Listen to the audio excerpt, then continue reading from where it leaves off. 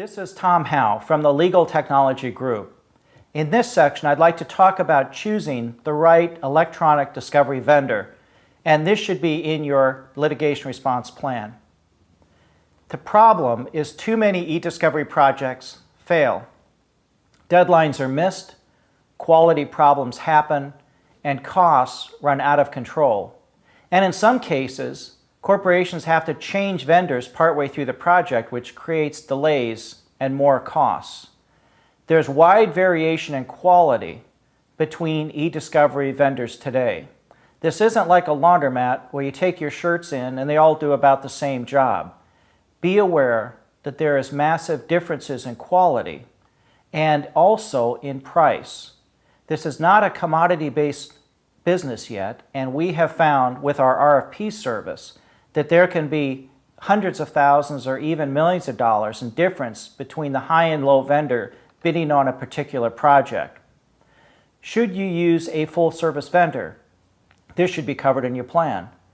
Does the vendor have quality and performance capabilities to get the job done on time?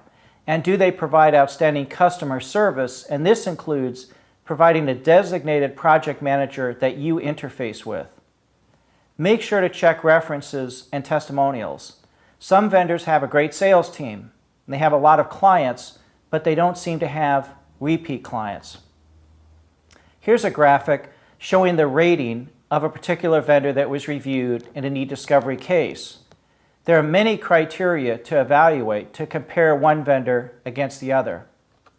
You also need to manage the vendor. Just because you selected a great vendor doesn't mean your job is done. Develop a detailed project plan with milestones that need to be completed. Demand empirical evidence and reports to hold them accountable at each stage of the project. Review weekly the project plan and make sure to talk to the vendor at least once a week. If there's a problem, you need to learn about it early so you can deal with it, not the week before a discovery deadline. So keep in contact and review those status reports. All of this should be a protocol set forth in your litigation response plan, and we can help.